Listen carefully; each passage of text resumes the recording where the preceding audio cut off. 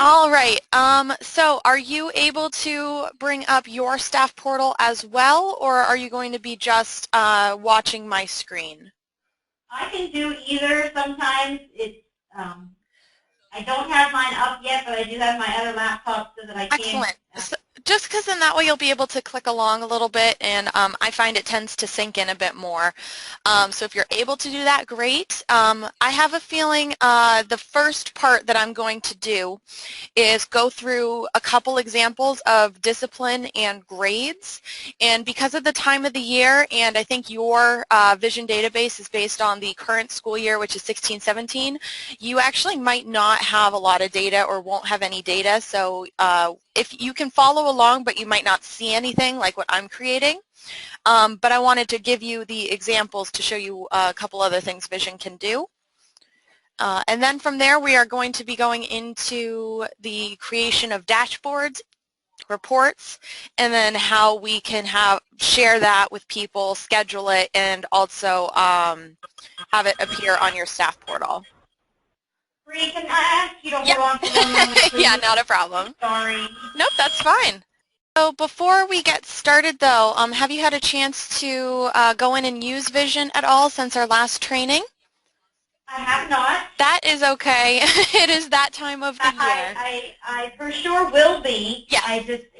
It's not going to be. I'm not going to get a chance to until school starts, and it's going to be great for the first month. Oh, absolutely. But I am very excited about what it does offer, and the two principals that were in here last training for the first hour. Mm-hmm.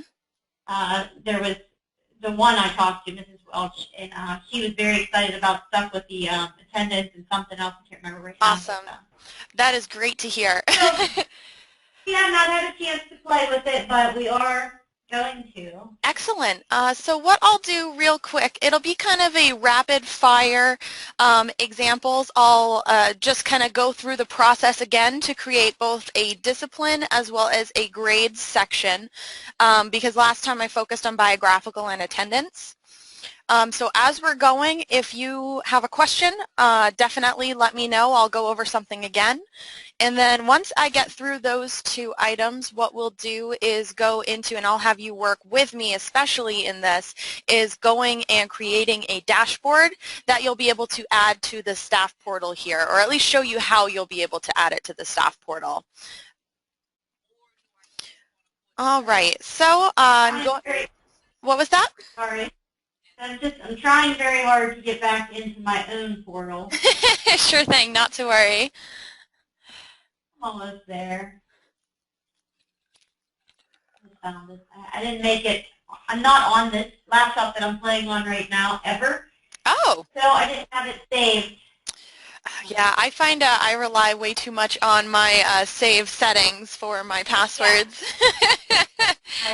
Yeah. Okay, I'm there. Just before you started your rapid fire, and you used it, that is the description there. I was a little worried. Yeah, no worries. Rapid fire just being, I'm not going to go as in-depth with my explanation since most of it was actually covered in the first training, but if you need me to go over it again, just let me know. I'm happy to do so. It is a fair amount to take in. All right, so to get to Vision again, it's under Manage, Vision Dashboards and Reporting. And if it's on a different laptop, you may have to allow for pop-ups again. No, it's the same laptop. Now, last time we talked, you were going to look into that PBIS report. Yes, and I figured it out.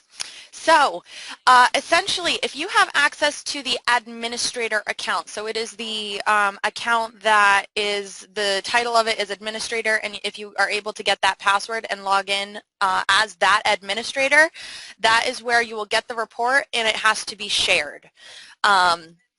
So basically when Vision is rolled out, the default example dashboards and example visualizations go to just that administrator account, and it is to be shared once they have access to that.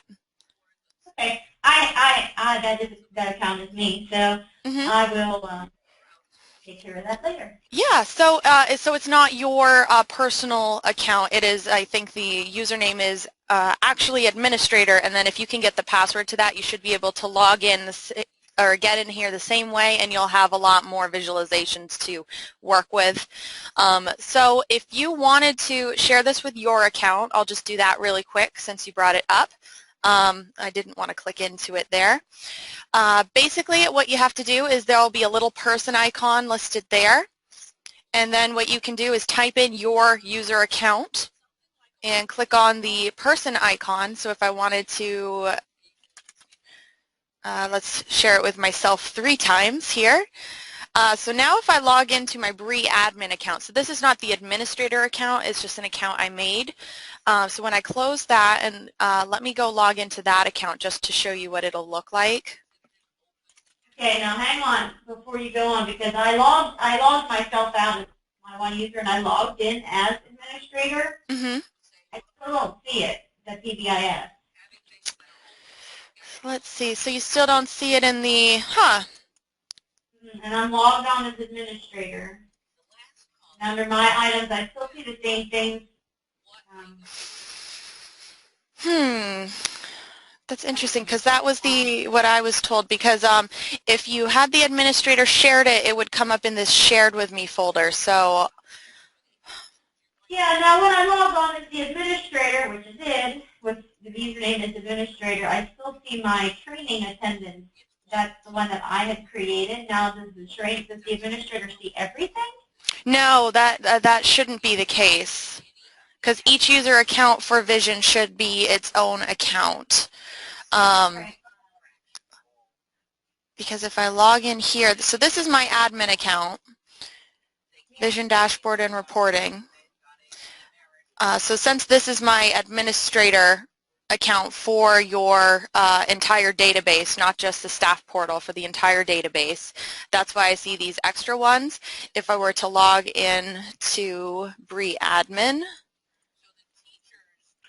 Now, did I have to go into the admin portal itself? No, you shouldn't have to.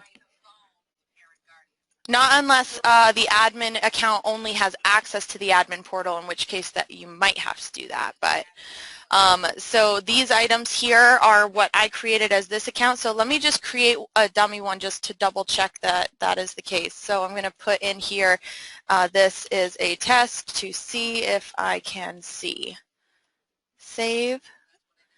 All right, so this is in the Bree admin account. So I only have this right now because I shared it with myself, or I shared it from the administrator account.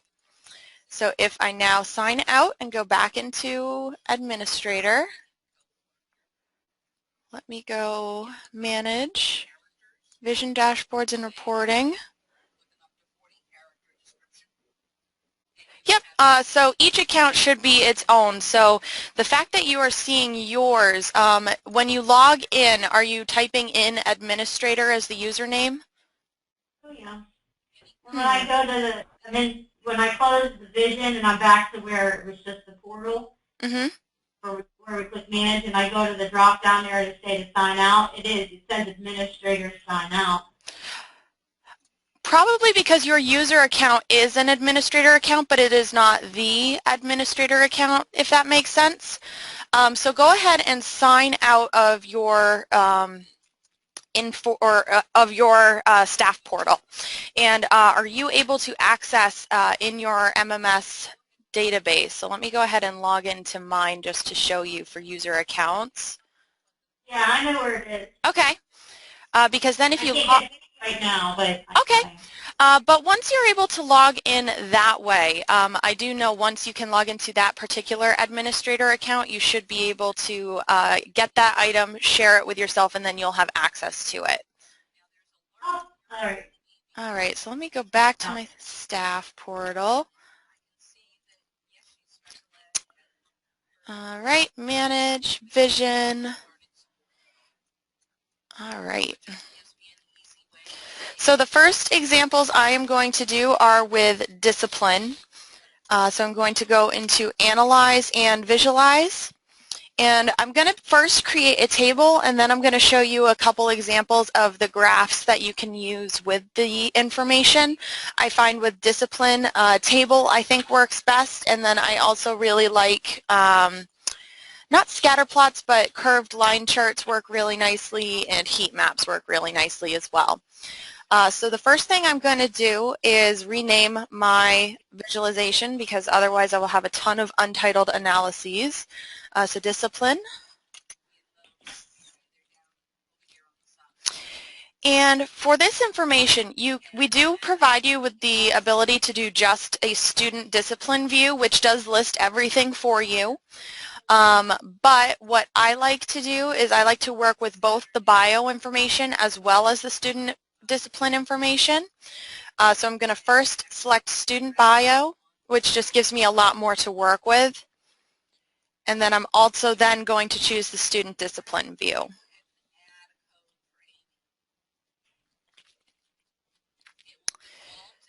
And it just has to think about it. There we go. So again, in data, this is where you actually want to have everything selected, because without selecting it here, you won't be able to work with it in the other areas of vision. To drill down the number of columns in the table below, that would actually just be done in columns.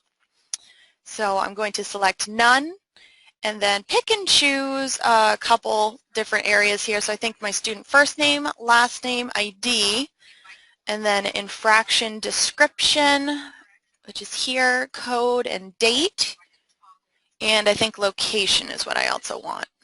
All right. Where did you select none? None? All right, so in the columns, I think it's under data as well. It should be right below or right above this line here. I didn't see the full ones like you did. I didn't click over the columns. Oh yeah, that's not a problem. But yep, those will fall right under all of the selections there, all none, and then you want to make sure you do apply the column selection. Otherwise, when you move out of that, it doesn't register the change.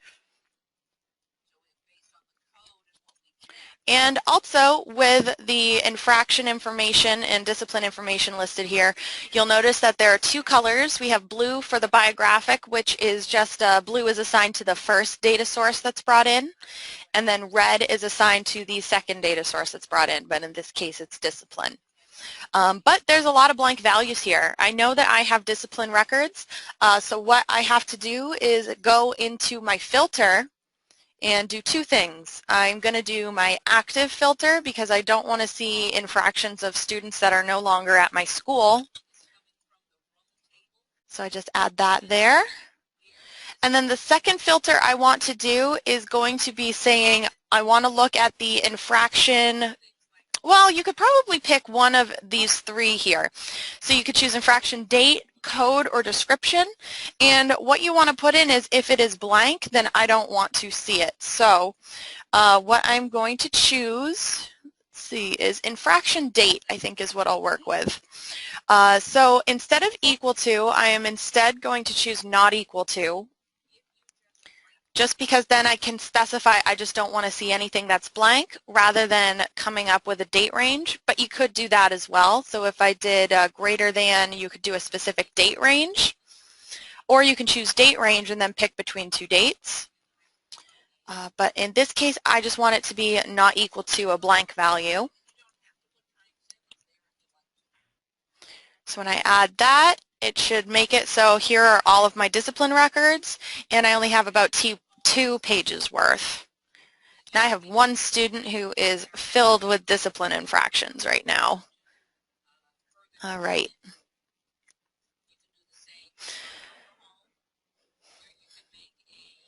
Okay. So the next thing that I want to do is actually group the infraction descriptions together because instead of seeing each individual student record, I would rather see what students fall under each infraction itself. So I'm going to go under group, and then if I scroll down here, I can choose infraction description. And then what that'll do is group all of the rows by infraction description. So it's going to move this column all the way to the left. All of the fighting students will be listed below that, and then squirt gun violations listed there as well. So I just think that makes the table look a bit nicer. And if you wanted to, you could even drill down further and have another subgroup if you wanted to. So an example of that would be the location maybe. So if I add that, because then you could see, so it looks like the park has a lot of fighting. I actually don't have a lot of good examples here. And then a lot of these blank values, it's still grouped by them, but it just means that they're blank locations. Okay. And then I think what I'm going to do is let's just say I had more than just 6 students here and I didn't want to have to go through and count them myself. This is where aggregation would come into play. So if I aggregate based on the infraction description, and I want to have a count of how many records fall under that grouping. So it'll tell me that this count 26 is based on how many records it finds total within my table. And then fighting count is going, or the fighting is going to have a count of 6. And here's a count of 2. So it just lets me see a quick glance of how many students fall within each group. Can you show me a little bit again? Yes. I was looking on mine, and for some reason when I did aggregate, I don't have infraction description on there. Did you select it as a column to view? Maybe I didn't. Because that's one thing with aggregation. I've found that you can't actually aggregate on a column that isn't listed in the table, because if you did, then you actually wouldn't see any of the counts. So the system just automatically doesn't let you choose anything that isn't selected below.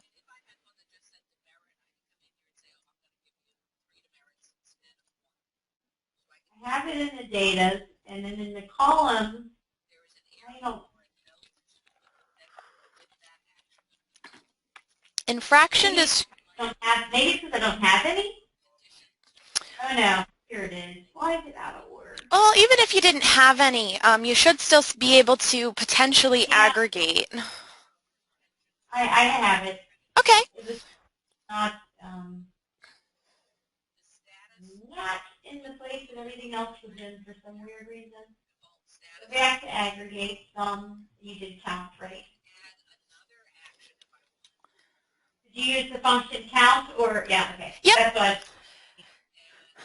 Yep, I find count works really well. If you did distinct count, it would be slightly different in that it would probably only look at each record that is unique. So it might work in this case, but I tend to like to use count more often than distinct count, depending on what I'm looking at.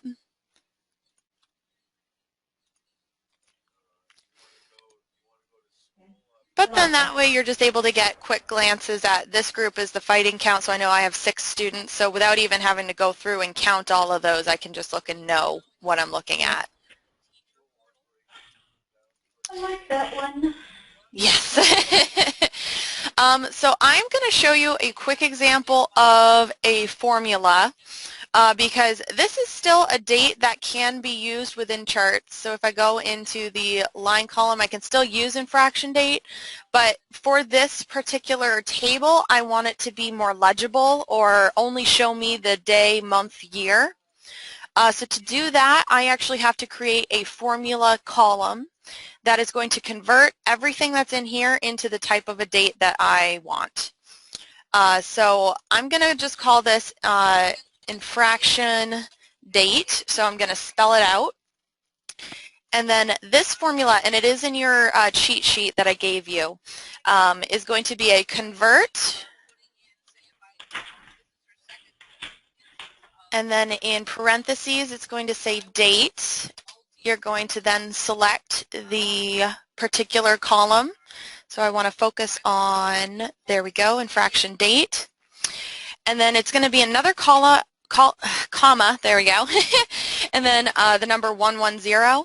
Now what that is it's dictating to the system that this is a type of date. So this is where the formulas kind of come from SQL, but this exact formula is written in your cheat sheet for you. So you do have the word date and 110 to know what to do. And just in case, what I also like to do is select my data type as date. And then this is where I also would dictate the month, day, day, and then four places for the year. So when I add that, it essentially just converts this long text, which is still a date, but it just converts that into something that I think looks a lot better. I'll move that to here, and then what I'm going to do now, since I have converted that, I'm actually going to go back to columns and remove the infraction date from my view. So I think that just looks a little bit better, a little bit cleaner for my table. And this is going to be a table that I want to have access to when we start creating the dashboards. So I'm going to add to my visual gallery and just type it in as discipline table. And then I'll show you how to access that in a little bit. So that was just a quick overview, at least for discipline, of how to create the table. Any questions before I do a couple charts for you? No. Okay. So for charts, you should be able to utilize most, if not all, of the columns that are listed under data. So for label column, for the pie and bar charts, that would be what do you want to group on, and then the data would be, okay, what is the size going to be dictated as. So a label column example would be infraction description, which is going to be red text. And then I want my data column to actually be just student ID from the biographical. And I'm going to do a count.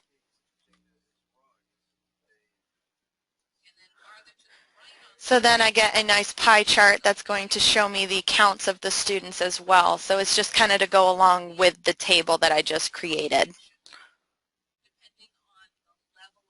And fighting has 6, but it looks like the tobacco violation has more, so it just is a nice visual there. I'll add that to the visual gallery. Discipline. I always have to sound that out in order to spell it correctly. I do too, actually. Funny that you do. All right, so I'm going to remove that, and I'm actually going to do the same exact thing in a bar chart as well. So I like to actually have both of them just because different people might interpret the information differently. So some might like the bar chart better, whereas others might like the pie chart. So this just gives me the same counts, but it's just in a different way.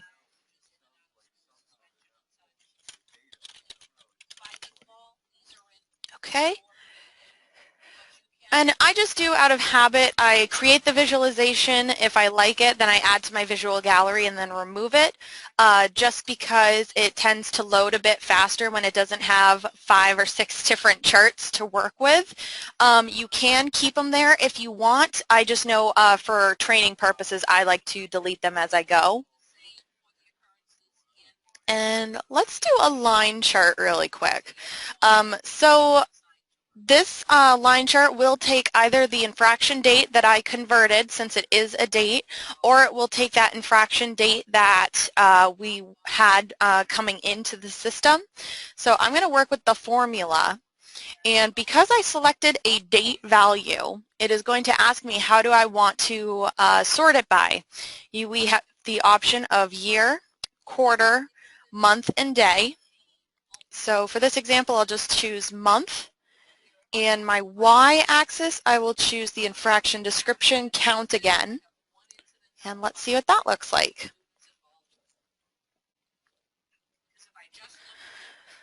So looks like, so just from this graph, it's going to tell me that September had a fair amount of discipline infractions. And as the year continued, so down to October, there were about 4. And then not until April did we get a fair amount again at 6. So then I can resize this too, but I think those are the only months that I really had infractions. So that's why the jump's kind of interesting. So I'm going to remove that one. And then I'm just going to do a quick scatter plot or not a scatter plot, a curved line. This one I'm going to do by day instead, by year. Oops. So by day. And then I want the infraction description, count, and this time I want to have a regression because I kind of want to see the trend that is happening. So what is the graph kind of saying the future might be? So this one is going to be the infraction date by day. So it's not as jumpy as I thought it was going to be, but it's showing that there is a trend as the year is progressing that more and more infractions are happening. So there was a nice dip and spike within September. October kind of evened out, but then it's been slowly progressing until about April. So it's just kind of nice to see. Bree, why did you use the infraction description? Because isn't that the infractions itself? It's not the count of how many? Yep, that's a good point. I think because I'm used to just choosing that for like my pie and bar charts, thing is you could probably choose any option for it, so I just happen to choose that. So you could choose anything that would count that. I just know with the infraction description, it still counts each records. But let's go ahead, you're right, and try something different. So I would probably want to choose, you know what? I might want to do just student ID and do a count there. Let's try that.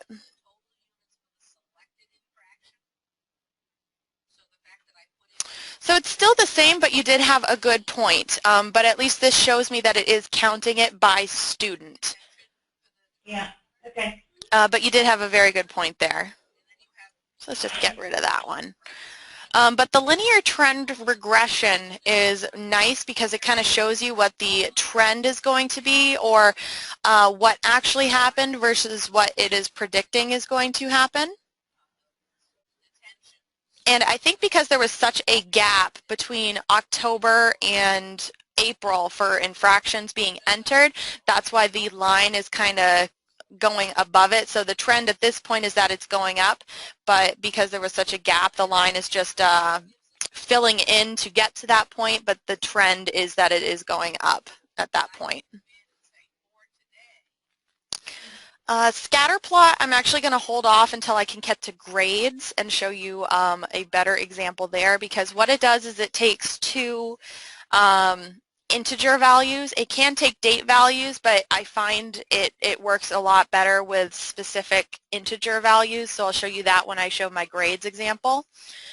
But I can do a heat map, and the one I like to do is based on the location.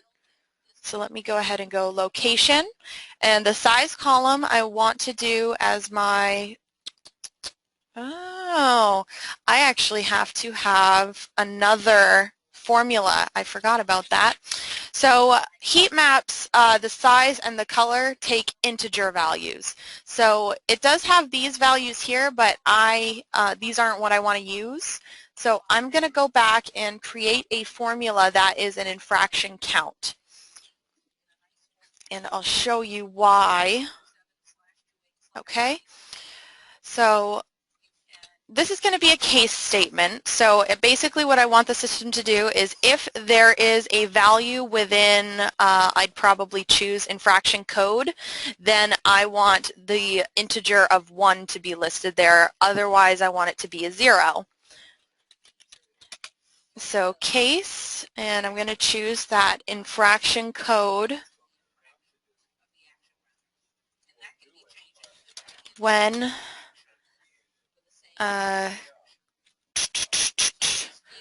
blank, I think for blank it would just be 2 single quotes, then 0 else 1. And so let me go ahead and do number.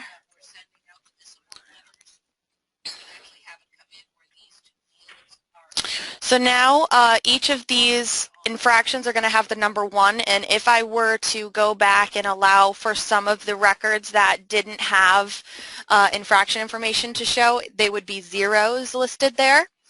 And the reason I'm doing this is so when I go back into my charts and do my heat map, I can now choose the infraction counts as a size column and a color column, and it just makes it so it'll actually count those values, because otherwise if it doesn't have an integer to count, it doesn't work as well, or it doesn't it's more difficult to calculate the information for the heat map specifically. So with the integers, it can now sum them, average, provide a standard deviation, but I'll just stick with count. Actually, no, I want to do a sum here. So I'm going to add that. And then this heat map is going to show me that the largest number of discipline infractions I have, they actually don't have a location listed. So that's something I would have to go back in and adjust. But then beyond that, the park has the most infraction counts, followed by the cafeteria.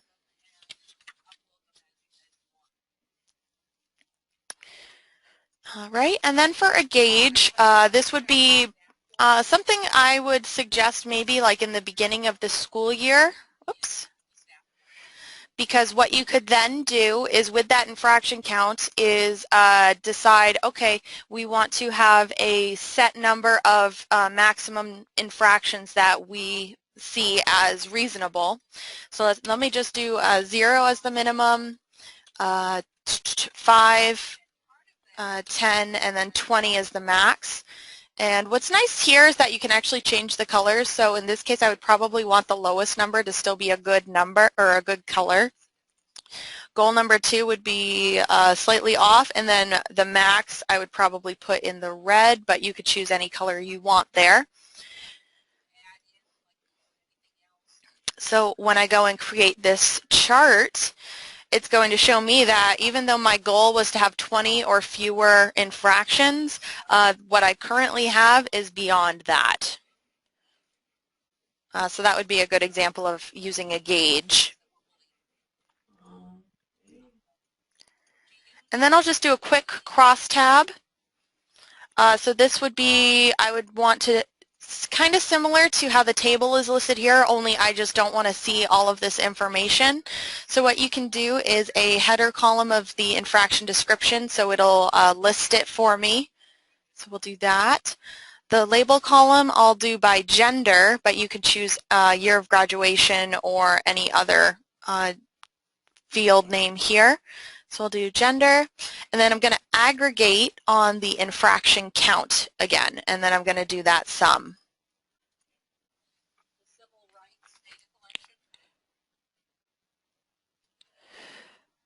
All right, so then it should show me about the same numbers. So fighting has 6 here, and my table says the same thing. So it also breaks it up into the genders for me.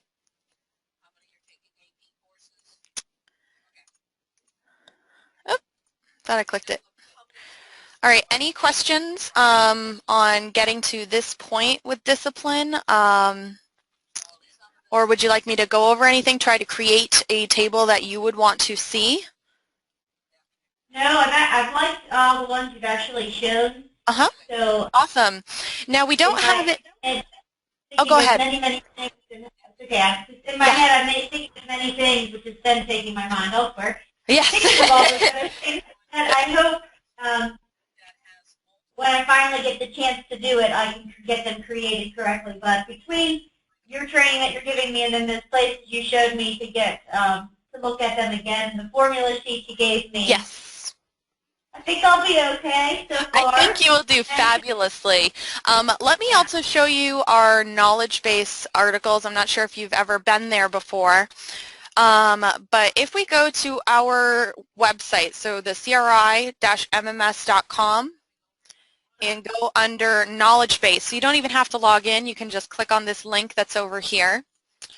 And if you type in the word vision, we do have some articles out there right now, and we are working on creating several more articles. So I'm actually going to try to create that discipline example as an article, but right now I do have a attendance rates article. So this would be what I went over last time at the end of the training, and it shows you how to set it up, what you should be selecting, and it goes over a couple of the formulas and why you would be using it.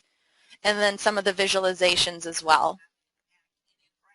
Yeah, because I think even if my principals don't actually get in here and create these things for themselves, they're going to want them. Oh, yeah. So me creating them, I think, is what it's going to end up becoming, which is fine, because then I can share them to them. I think they're going to really like them. Awesome. But yeah, so this would be, and I'll try to, we have a little bit of a backlog as far as a couple different items to create, so I'm planning on making a vision discipline table and a vision, I'll be doing quickly a grades example. So those will be there for you, but other than that, right now, we do have that vision formulas handout, so if you ever misplaced it, you can always come here and go right into the link. It should be the same, just formatted a little differently. And then we also have a quick info on the filters, just kind of suggesting if you want to create them, going over the different operators, and also it goes over how to figure out if you don't have the information or don't know what the values would be, how to find those essentially. So we're working on building this out, but I think once you start really working with it, it actually will come to you pretty easily, I think. I think so. Yes. I really want to. Oh, time. Ideas, my head does. It bounces with lots and lots of ideas. Yeah. Yeah, I find time is something that seems to be disappearing a lot quicker these days. All right, so I'm just going to do a quick example with grades. Right now, our grades system or our grades information is going to be focusing on the term averages and the term grades. So like final average, quarter one, quarter two, for example. So let me just pull that up really quick. Just got to think about it, and I'll rename this because it has gotten to a point where if I forget to rename it, I actually just created a folder on the front page to put all of the untitled ones to go through later. All right, so now I want to go to my columns and I want to do none again. And this time I think what I'm going to choose is a course name, my student IDs, year of graduation, let's throw gender in there as well. And then I am going to do the final average here and apply column selection. All right, so it's going to show me this table really quick, and before I get on to drilling down a little bit further, I'm going to go into my filters and do my active filter.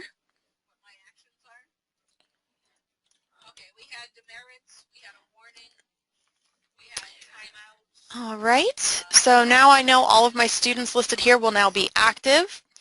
And I think what I want to do next is actually make it so I don't see any final averages that have a blank value, because I know my B courses are probably not, or not my B courses, my lunch courses won't have any.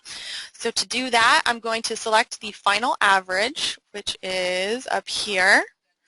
And what's nice is with these column selections, the color of the text is going to correspond with the information the data is coming from. So the red is going to correspond with grades, since it was the second one that I chose, and the blue is going to be the biographical. And in this case, I want my comparison to be, again, not equal to, and just leave that blank. So that should bring it down a couple pages. Yes, it does. And those lunches have disappeared at this point. All right, so now what I want to do is group by my course name. And that is going to be here.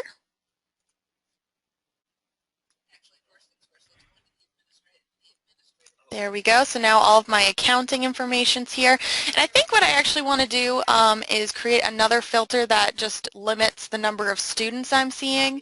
So I'm going to choose my year of graduation and have it be greater than or equal to 11.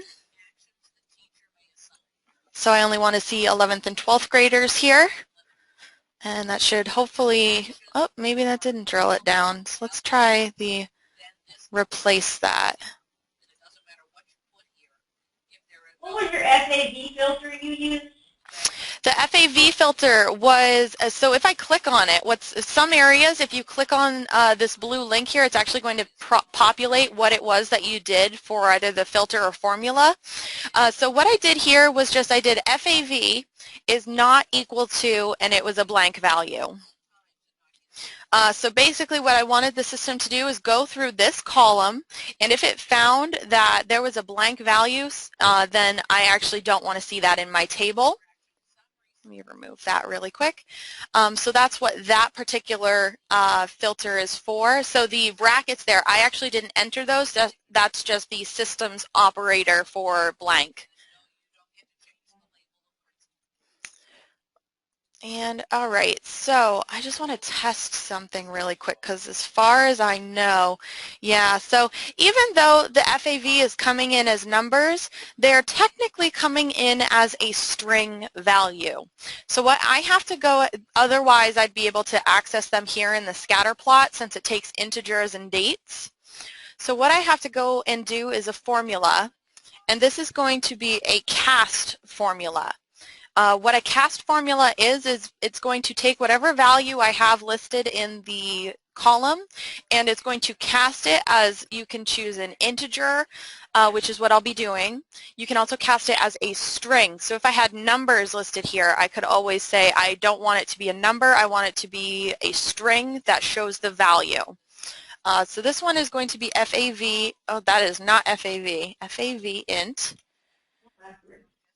And the cast formula is going to just be the word cast, and then in parentheses, select the column, which would be FAV in this case, and then I'm just going to type as int. So that's just going to tell the system that for a new column, whatever the value is listed in here as FAV, I want this value to become an integer which can be calculated and worked with. And I want my data type to be number. So when I add that, the numbers are going to be the same. It's going to look like nothing actually happened. But if we go back into chart, scatter plot, I can actually work with that integer now. So that's the only reason why I do that formula. So that would be a way to go around if you see something that should be in a graph and it's not, you can always come in and just recast it as what the value is you're looking for. So I'm actually... You knew that you needed to change that because when you tried the scatter plot, it wasn't an option?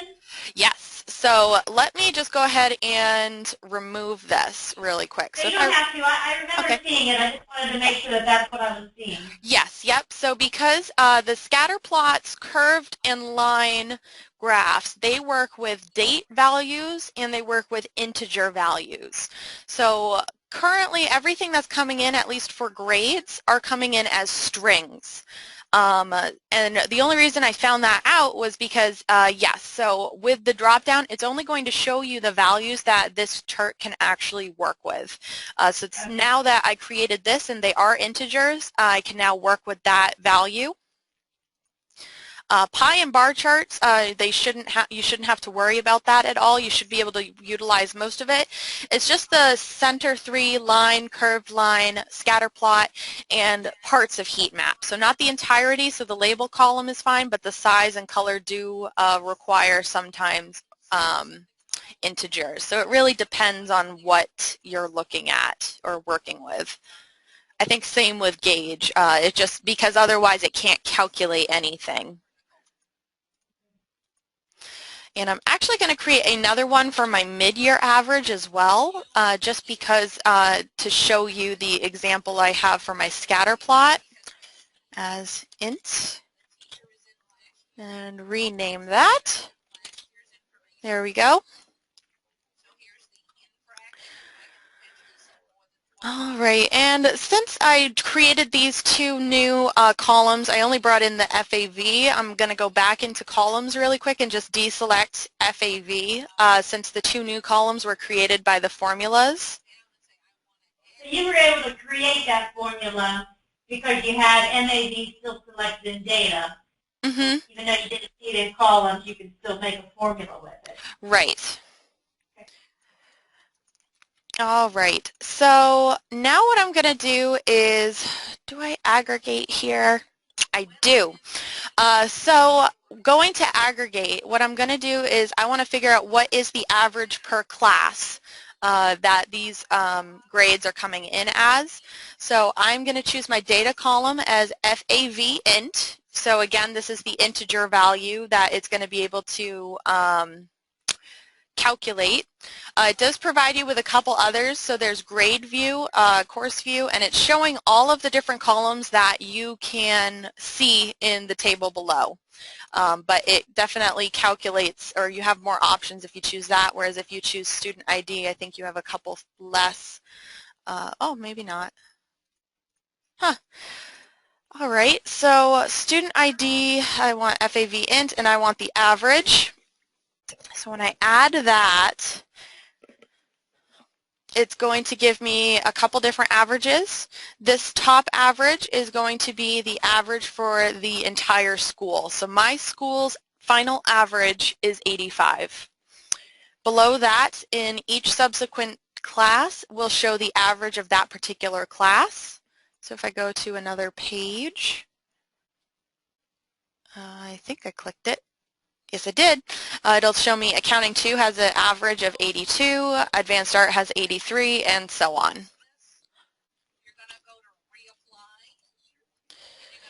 And you could always go to the cross tab and have the course name be the header value and the label column be the, you could always do gender or year of grad. Let's do, where is it? There we go. Year of grad, FAV int average.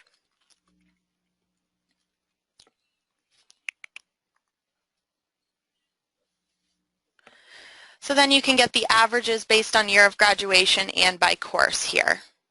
So since I have a lot of courses, that's why it is kind of extensive.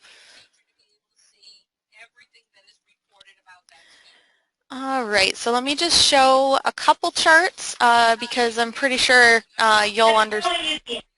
Are you showing you the average of what those courses were? Let me show that again really quick. So with the cross tab, what it is going to be telling me is in the accounting class, looking at the year of graduation 2016, this was the average within the class. Accounting year of graduation of 2017 students, they have an average of 91. So you could put anything as the row column. So if I wanted to, I could always change the year of grad to gender. And if I replace that, it'll show me the difference between male and female count or averages for each course. I really like this one. Yeah, cross tabs are pretty awesome. So then it's just showing male versus female, the different grades, which accounting, it looks like males are doing 91% as the final average. And you're able to change any of these values, it looks like. I think the aggregate value, no, it looks like you can do just about all of them there. So yeah, no, it's definitely fun to try and figure out what kind of crosstabs you want to use.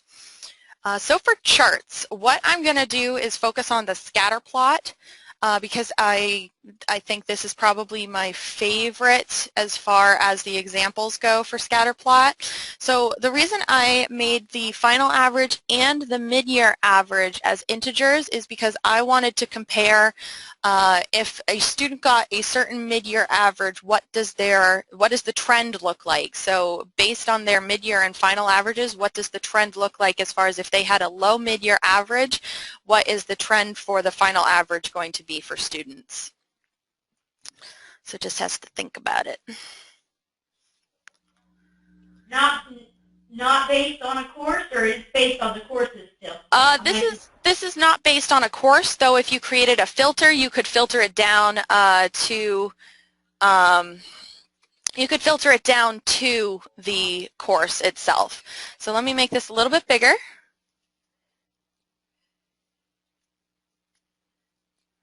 what is this showing me, this scatter plot? Yeah, let me just let it get bigger. Oh, it's because I have way too much going on here, I think. Because there's so many values in here, that's why it was having a little hiccup there. I'll go out of it really quick. Close the program. Stop. I think because my crosstab was so, yeah, my crosstab was so big, it was having trouble with that. All right, and I apparently have it clicked in there. So the scatter plot is basically just showing me, just looking at the trend, if a student had a mid-year average of about 50, oh, stop it. All right, let me see if I can close out of this. So it's just kind of showing me that as the grade gets higher for the mid-year average, the trend tends to be the final average is up as well. I mean, we have these outliers over here where they didn't have a mid-year average, but they had high enough final averages, but the trend continue. Oh, my Lanta. Let me try it. So it's showing like if a student got a 40 on the MAV, they're around a 45 if you just follow it. Right, yep. So let me go back in there and see if, hope I didn't break it. It helps if you delete your crosstab. I know, I should have done that. Yeah, that crosstab is a pretty big one. All right, yeah, let's just go and take care of that really quick. Yeah, I know.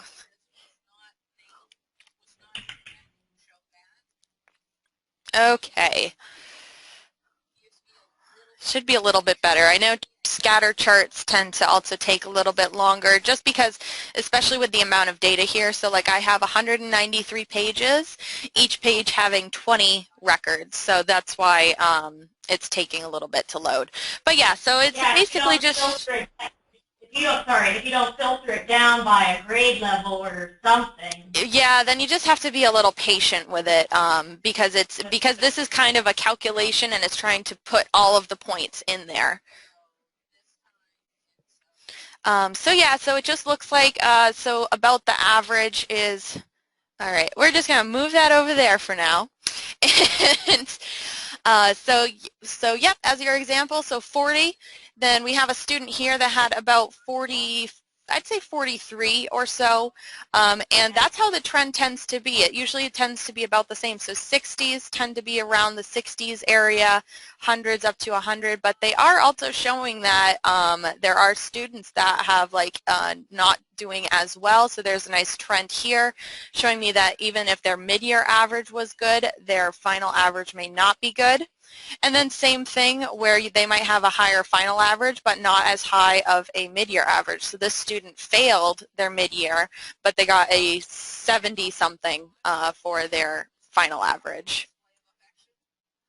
Just a weird one. Yes. So that's why I try to only show it for like grades, because it does take two integers and I find the grades tend to, even if this one doesn't make too much sense, but it makes the most sense, I guess is the best way to put it with scatterplot. But I haven't played with scatterplot too much. I tend to stick with the like gauges, heat map, and pie and bar charts. All right, I'm gonna leave this. Let's get out. Yeah, I should have made the working values much smaller, I think, here. Close the program. Stop.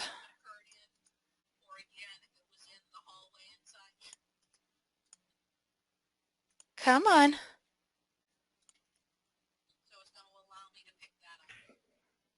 There we go. So let's just go back in there. Oh, my Lanta, stop.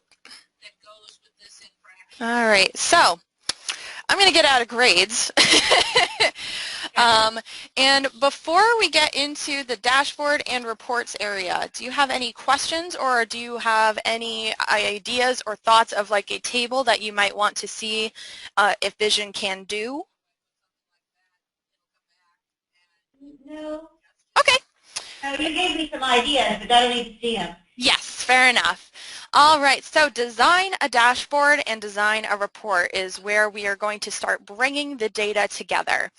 So if you are able to, go ahead and click on Design a Dashboard.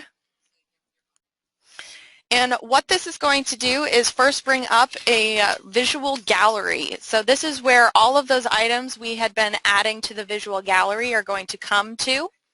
And you'll be able to select whatever you would like and put it into a dashboard here. So the dashboards being what you can have just kind of bringing all of the data together, and as the administrator you can also make a dashboard that can be seen by anyone within the staff portal. And I know it's not ready yet, but it is in the works to have this be a possibility where you can share it with the teacher portal as well, but that's still in development, but it is in the works. So since we're here in the visual gallery, go ahead and choose a couple either crosstabs, tables, or graphs that you would want to have in a dashboard. So I'm just picking and choosing. I happen to have quite a few. And then I'm going to click, once you have them selected, just click on Done. And once it loads for a second, it's going to put everything in there in a kind of line grid for you. So you create your dashboard. Your dashboard is whatever you've saved out to your visual gallery. Yes. You rename it just like you did for your other things. Mm-hmm.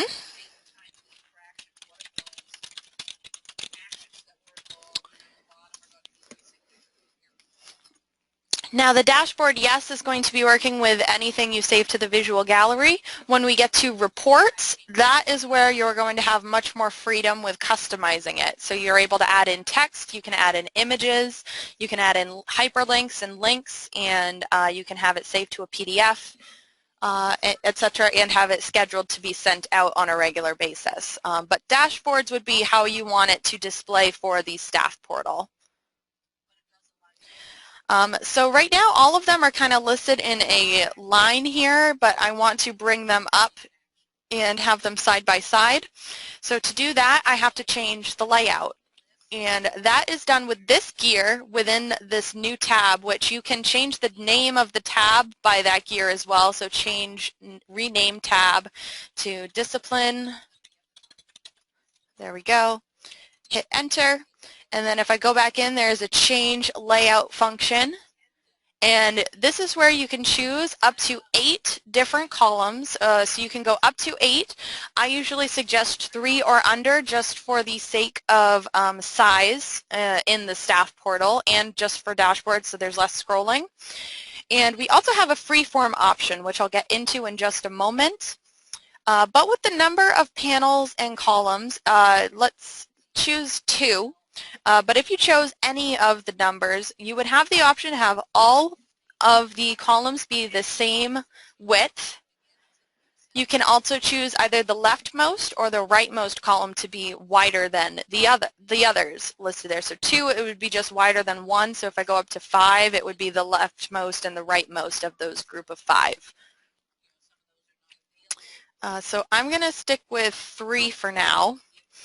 And once I have that layout selected, what you can do is when you click on around like the title area of the visualization, you can click and drag and then drop it into that position. So now I have 2 listed here, and I should be able to get a third one in there. Let's get this a little bit bigger.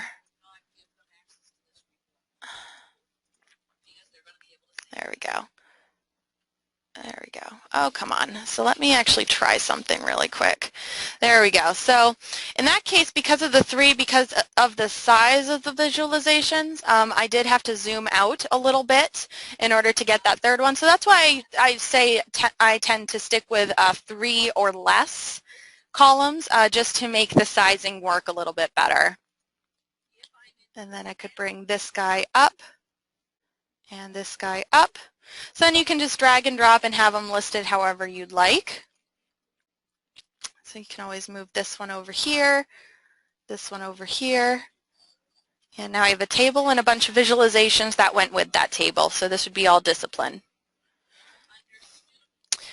Now, what you can also do is add a new tab, which is this icon right there.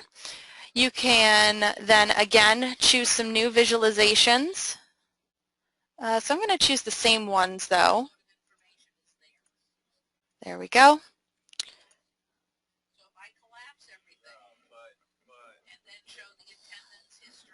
Now, this new tab is automatically chosen the layout of Freeform. So you can always change it back to the grid type view, but I want to show you this example with Freeform because I actually like it quite a bit. So instead of in discipline here where it's trying to fit to the columns, so in some cases there's going to be some white space. So right here in between these, you can always resize the graphs to fit that. Same with up here, I can always stretch it so it'll fit a little bit better. But I may not always want to do that. I may like the size as it is, but don't want the white space. So that's where the free form is going to come into play. Basically, it takes the graph or it takes the table and fits it to the size, and then you can drag and drop it. There is no kind of click, or there isn't a particular area you have to drop it to. You can move it anywhere. So if you wanted a lot of space, you could do that. If you really wanted to, you could actually have some of them overlap each other if you liked to see that. But this way you can get much closer to everything. You do have to be careful if you're in like a smaller window, though. I have found, like, if I were to move this down here, because it's trying to resize a lot of things, it jumps a little bit. But that's why I zoom out. It tends to be a little bit easier to work with. So here's the same exact items listed. I think maybe I have just one more, but I'm able to condense it into a little bit of a smaller space with the freeform area. But it's completely up to you. You do have options available to you.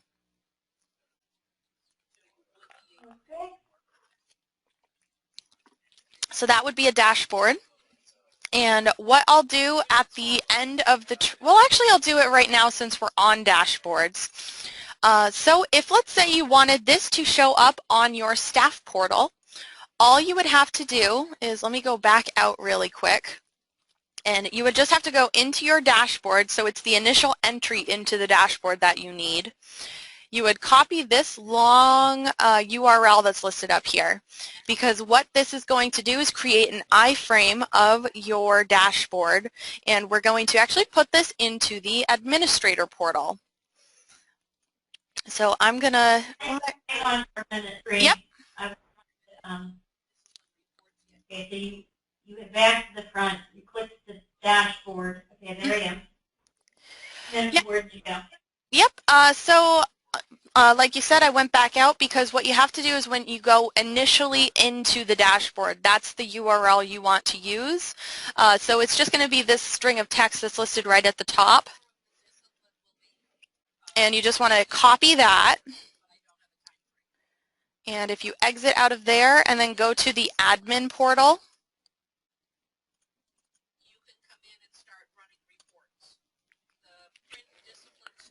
there's going to be an area dedicated specifically to admin, or the administrator, and that is dedicated to putting in the dashboards for view in the staff portal. And that is going to be under Site Admin once you've logged in.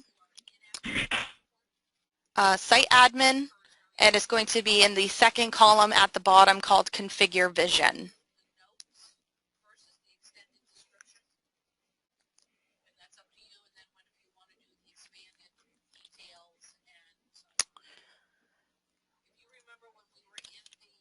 And let me know when you get there. I'm not going to be able to get there. Okay, right not now. To worry. So pretty easy. I'm writing it down and watching. Yeah. So once you log into the admin portal, Site Admin, the Configure Vision, you'll be brought to here where you can enter in up to 4 different dashboards. Personally, I like to stick with 2 or under. But I am going to just insert this 4th dashboard here. So I'm skipping over dashboard 3 and just jumping to number 4 because that's what I just created, and you just paste in that URL that you copied. The width, this I entered in. I think yours starts off at 750. I highly recommend making it bigger. So if I go to 1400, I just found that that size works really well with my browser. Then from there, you should be able to just hit save. And then when you go back into the staff portal. Who's that giving that to? Everybody? Yes, right now it is to anyone who has access to the staff portal, but they won't be able to edit it. They will just be able to see it. Okay. So this is my demo dashboard. And then if I scroll down, this will be the third dashboard down. So this is what I just created. So this will be the third one in, but I think you will have you already have access to this current one. It is a little bit empty for you just because the student information for attendance and discipline hasn't come in yet, but your demographics should be working. But that's up to you if you want to keep that. We just provide that to all schools who purchase Vision or who get Vision training, that is. And so that would be how you can add a dashboard to the staff portal. So that would be something you might want to create if you want to have a list of items for as like a daily bulletin type of thing, that as soon as you log in, you'll be able to see it. Hang on. Yep. Okay, I was getting my staff portal is timed out. So I'm back in there. So if I had saved that with whoever, with the whole staff portal, you're saying that I would see that. Go back up, please. Yes. Did you go into Vision, or that's, because right now when I open up my staff portal, like you were just saying, it's attendance, discipline, demographics. Yep. So that would be this one that I have here. So mine is just working with my database. I actually have no assignment information, so yours will show no data to display in a lot of places right now. So they'll see it above it. They'll see what I saved to them. If you, where's the dashboard that you just saved? Where would you see it? Above it. So I saved this as number 4, so that's why this is below this dashboard. Currently this demo dashboard is in the first position. So if you wanted your dashboard to come in first, or if you wanted to just get rid of this dashboard, you would just change the link in the first position or move this one to the second and then put yours in first.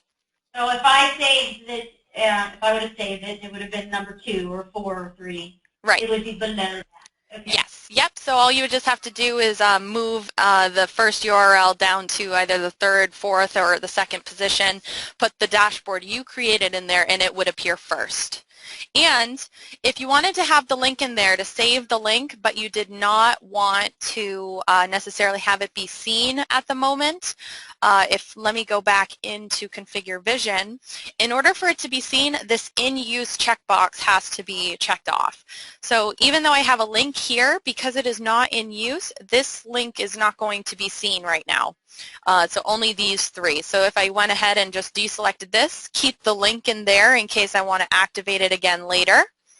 I can go back to my staff portal.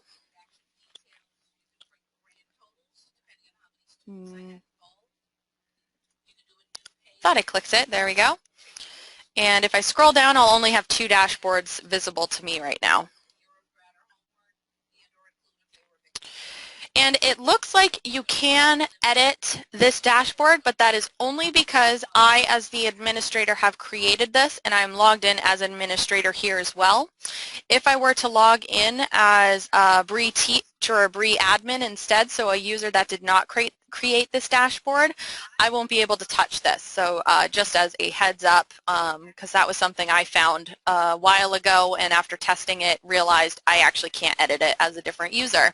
So I can see this, I can resize stuff, but it won't save anything. I can't edit anything really. All right, so let me sign out here and go to my administrator account again. All right, so any questions on the dashboards before we get into reports? I don't think so. Okay. All right, let me go in here. And let me know if, because we're still creating knowledge-based articles, if you have any ideas or thoughts on some knowledge-based articles that might be helpful to have or be able to have as a reference, definitely let us know so we can add that to our list to include. So I'm definitely planning on doing the discipline and the grades examples as well as having that attendance already there. But if you have any ideas or thoughts, that would be excellent as well. All right. Yeah, awesome. All right, so design a report is going to be the last section here. And it's going to take you to a blank slate, literally. So before I do anything, I'm going to rename it really quick. So this is going to be testing report. And what's nice about reports is that it is pretty customizable in that you can actually add your own images in here.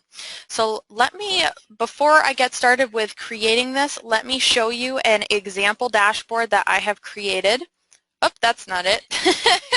That's the PBIS. All right, let me go back out this, and I think it's under examples. PD test report. There we go. Hang on. So this is just showing you what I was able to create in a report.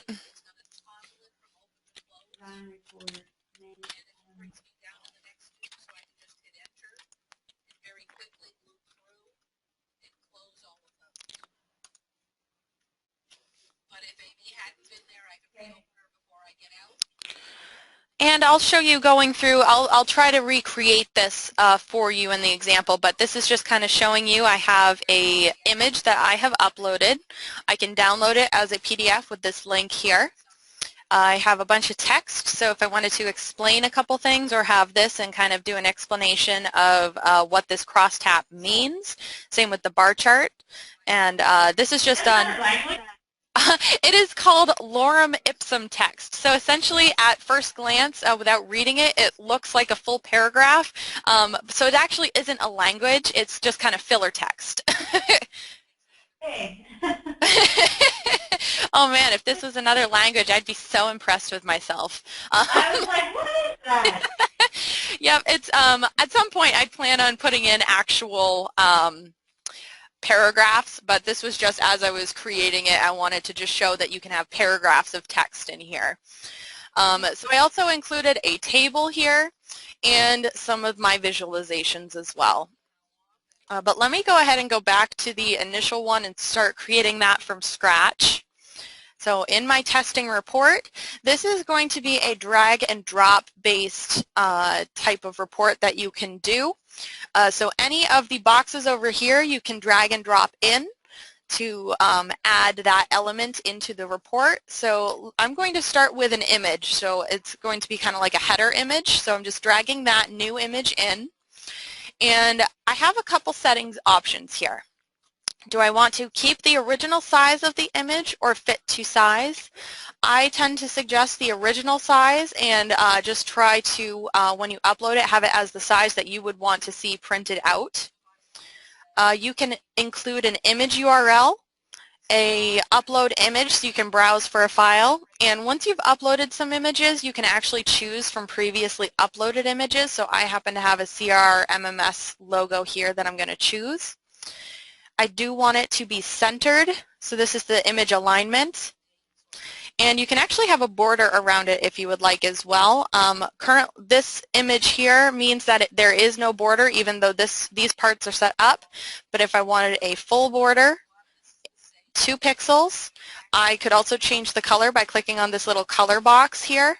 It looks like we have about 12 different colors you can choose from. So I'm going to choose this blue here and set that.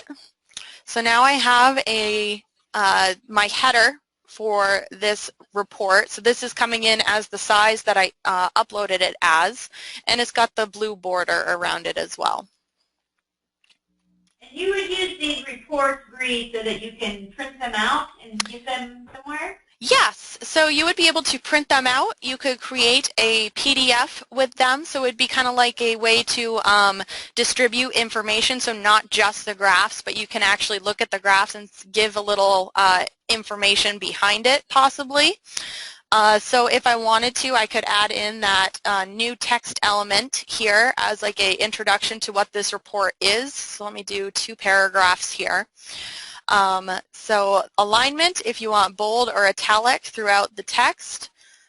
You can also include a formula, which if you had this report running on a regular basis, it would actually include the date and the time that it was either saved as a PDF or sent out in an email.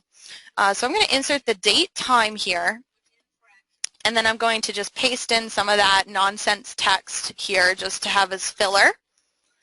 My font size, I have the option of like 10, 14, 20, so I'm going to stick with 14 and set that. So then I've got a paragraph text here with the date and the time. And to edit this information, you can do 2 things. You can either click right into the text and edit it in there as is. So I could then type in hello. When I click out again, it'll add that in. Or you can click on this little pencil icon, which, oh, it looks like that does the same thing.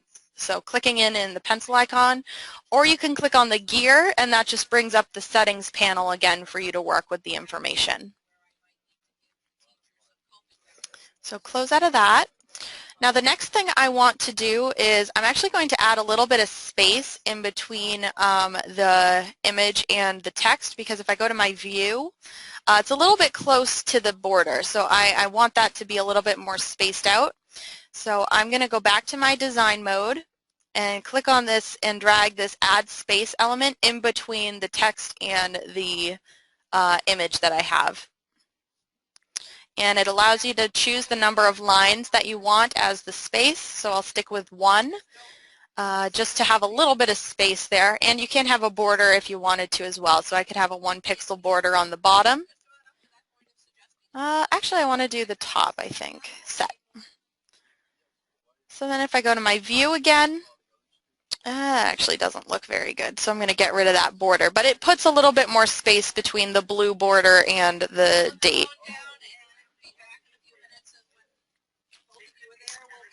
All right, so let me just remove that, and that'll look better. So if I go back to view, there's my space right there. All right, so now what I want to do is add in some visualizations, but I want to have a couple right next to each other. So this is where this new split row would come into play. So again, just drag and drop that, and you would just see where it would be placed by that yellow line. So let me go ahead and put that there. And it's automatically going to give you 2 evenly spaced splits. There we go. What you can do if you wanted to have 1 larger graph here and then 2 smaller ones here, or a smaller graph and text, if you click on, there's a little icon here that is for split column, so it's going to split this column in half as well. So then I could have potentially 3 different visualizations, or as many as you would like, for depending on the size. But I'm going to get rid of that, just have it be 2 for right now. And to add a visualization, I am going to drag and drop this new visual into that drag content area here, at least on this side. And it's going to bring up that visual gallery window that we saw in the dashboards. So I'm going to go to newest again. And I'll choose this one and this one. And when I click done, both of those will be in this side here. So I've got these 2 graphs. And then I think I want to have a table on this side, a smaller table. Not discipline, homeroom counts, gender sums. Not quite. Attendance, bio counts, data. Let's see what that looks like, sure.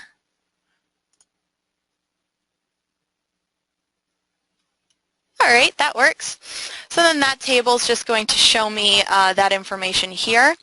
I do want to have you be aware that the tables come in with these pages, but what happens is if I were to convert this to a PDF, it's going to not have the pages but list all of the information below. So I'm actually going to go ahead and do that just to show you really quick. So to create this as a PDF, I'm going to drag this new PDF link here.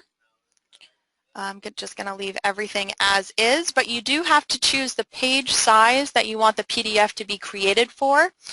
Default is going to be letter, but we do have other options such as like a tabloid, legal, statement, and a couple other size options for you. Default font size, but I've been working with the font size in here myself anyway, so I'm not too worried about that. And then the orientation, so either landscape or portrait. I'm going to see how it looks with portrait.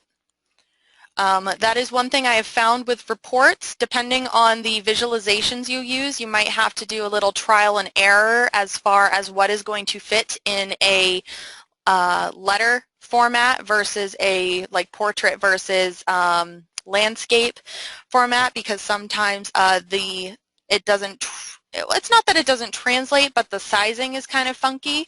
So it looks like in this case it worked decently. This chart could look better, so this is where I'd want to probably move this table down and then make this bigger. And then as you can see, the table just becomes all of the different values there. So that is just something to be mindful of if you pull in tables with multiple pages. All right, let me go back out. So I'm going to exit out of here. And from this view, you can print it, you can save it as a PDF and send it out that way through an email if you wanted to customize an email to someone. So that is an option for you. So if I go back in here, and what I think I'm going to do is just resize this a little bit, so make this side a little bit bigger. So you can see that here the graphs look a little bit bigger than what came through on the PDF, and that was just the system resizing it to fit a letter size. No, I want it to go there. Okay, so make that a little bit bigger. And the few other items that you can do are, we have the new text, we went over these few items. You can also add in a hyperlink, so a new link. So if I wanted to add that in here, you could actually type in the text of the link, so email me for questions. The font size I'll choose as like 30, and the color I want as like a purple. The URL, you should be able to do a mail to. I haven't actually tested that, but let me just grab a link here. And my target is going to be a new browser tab, but you can have it open in the same browser tab as well if you would like. So that link is going to come through here, and I can click on that, and it'll take me to that link that I put in there. So let me go ahead and download this as PDF again.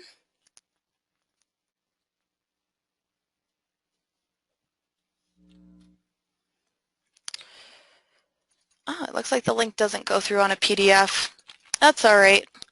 Actually, that doesn't surprise me since this wouldn't be static anyway. But I resized it a little bit so the graph is a little bit bigger. But that'd be where it's a little bit of trial and error as far as sizing goes.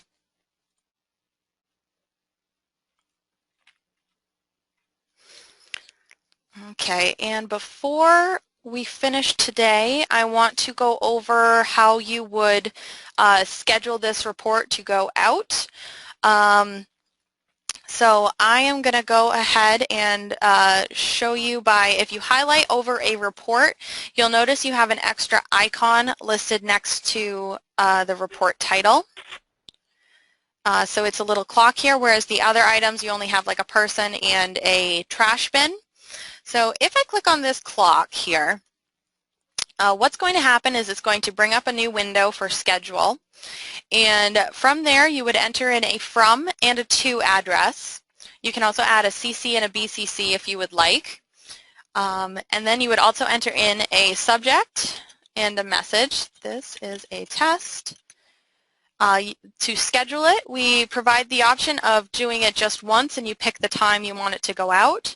You can also go on a minute basis if you really wanted to. So you could choose up to, I think, every 59 minutes. At that point, I would just do on an hourly basis, but you can choose by minute if you wanted to. Hourly, same thing, so you can choose up to almost a full day, at which point you would then just transition to daily. And then that's just an input of every how many days. Weekly, if I check that, is going to let you choose how many weeks or every how many weeks. So every 1 week, what days would you want this to run on? So every 2 weeks, I might want it to run on a Monday and then a Friday. And then monthly would be the same thing. You'll have a how many months, and you can pick a particular day or weekday of the month and then choose which months you would want this to run on. You would select the start time, which if you click on the little clock icon here, it brings you up to a time picker. And the time picker is going to be in a 24-hour format, so that is something to be mindful of. I know myself, I instantly was like, okay, it's 3 in the afternoon, so I want it to send me something at 3:01. Well, I didn't realize hitting 3 there was actually going to be 3 a.m., so just something to be mindful of. And let's say it was going to be a weird minute, so it wasn't going to be in a group of 5. You can always just go in and type in the time as well. And same with the date. You should be able to click on the calendar and find the right date for yourself. And for monthly, and I think for any of the others that are on a like daily, monthly, weekly basis, you can choose an end date as well. Now, for my database, I actually have to have the IT guy look at it because my scheduling, for whatever reason, when I click done, does not go through. Yours should after it has refreshed itself, and the clock here will, once you've scheduled it, the green clock will stay solid here. So just like this person, it will be solid. So this is just on my end. Yours should be fine, though we do have to configure your email settings, which will be done at the end of the training today with our IT department, just as a heads up. Okay. But then that way you don't actually have to go in and create the visualizations all the time. You don't have to create the reports all the time. If you create the report how you want it to be and you just want to have it as the data is refreshed and added into the system, it does update currently on a daily basis. You can have the report go out on a daily basis and you'll see the updated information.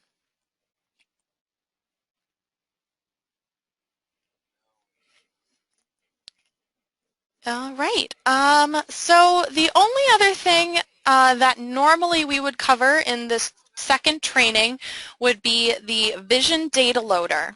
Unfortunately, it is not quite ready for release. I have done testing with it and it is very close, but the Vision Data Loader is going to allow you to pre-pick times that you want Vision to update itself with data from MMS.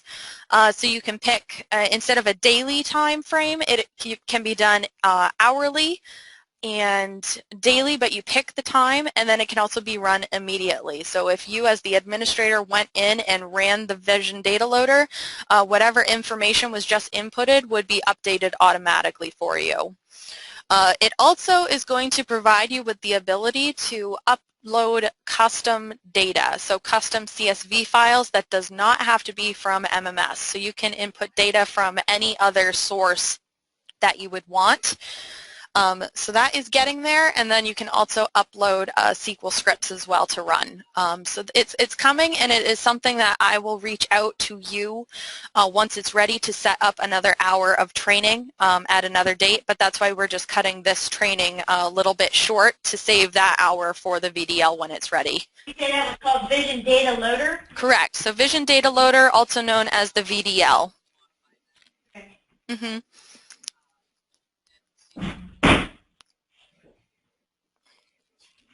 But that one will be nice because you'll be able to upload, if you do state reporting information, you can upload any of the fields you want to work with. Because Vision is I wouldn't call it a replacement to PRW, but it's kind of like an enhancement. You could actually create PRW reports, export them to CSV, and then import them here into Vision once the VDL is ready. And then that's where from those PRW reports you can create the visualizations to go with them and have a different view of the data. Yeah, I mean, if you know of Pennsylvania at all for the Oh, state. oh, I do. Oh, there's tons of stuff we send. So to Yeah. have that as a friendly visual, that would be fantastic. It is coming. I know the VDL will be here. I don't have an exact date, but it is in the near future. Now, we are aware of Pennsylvania. A lot of people are requesting that we have like visualizations, or like the PBIS report, we have items for your state reporting. That is a little bit further out, but it is something that we have on our list of things to have released either end of this year or early next year, but it is coming. But the VDL will be the way, or will be the best way to utilize it once it's ready to upload any of that information you want. So that is about what I have for today's training. It was only going to run about 2 hours anyway, but do you have any questions, or do you want to have me try to create something that you have an idea about that you aren't sure if it can be done yet? I really don't, Bree. Okay. Maybe I should, but I don't. Like I said, no, that is totally fine. All of the stuff you've shown has been great and has given me lots of ideas. I unfortunately don't have any more room in my head at the moment. That is fine. Yep, not a problem. But we will be working on updating the knowledge base. So again, I'll just go there again really quick. So right now I think we only have 5 or 6 knowledge base articles, but we are in the process of creating some more specific to vision that'll provide more of those type of walkthroughs. So if I go into... Those are great. Whenever you showed them to me, so I plan to use a lot of that. Excellent. Especially to get my principles and all of that. So vision, unfortunately, I have 2 very large projects that I have got to get completed. Yes. But luckily, this year will begin, and then I hope to be able to dive into vision as well. Absolutely. So. Luckily, I really do think once you start diving in, it actually came very easy to me once I was in there working with it. Before I started training on it, let me tell you, I was a little bit intimidated, but now that I've been working with it, it's actually very easy and very intuitive as far as, okay, if I do this, this makes sense. I have found the areas that I wouldn't say people struggle on, but cause the most concern would be the formulas, which is why we created the cheat sheet. And then for like today when I showed you why I converted some numbers to integers, just realizing that, okay, they came in as strings and that's why I need to convert them to use them in the charts. Right. Mm-hmm. I'm excited for it. I really am. I'm really happy to hear that. So seeing some of the stuff because, I was at this data summit. Did I see Chuck out there? Yeah. From MMS in May, and data is what I'm not stuck with. I enjoy it anyway, but that's what I do a lot of here. And some of the reports, to be able to pull them, the admin doesn't even know that they can get them. They're probably thinking of stuff that they would like to be able to have reports on, and they just don't know they can get it. So that's what I'm going to show. Yep, and that's why I've been trying to, at the end of the trainings, just ask more so now, do you have an idea and do you want to test it? I realize, yes, it's a lot of information, but then that way, if someone does have a quick idea, we can try it while in the training. Right. All right, excellent. So I will be in touch with you once the Vision Data Loader comes into play. Should be soon, but I don't want to give you a date since I am not sure on a definite date yet myself. No, that's okay. There's plenty of stuff in there to work with before that comes anyway. So not being ready, a good thing for me. All right, excellent. Well, I hope you have a great rest of your day, Alyssa, and I will be in touch. All right, thank you, Bree. Thank you. Bye. Bye-bye.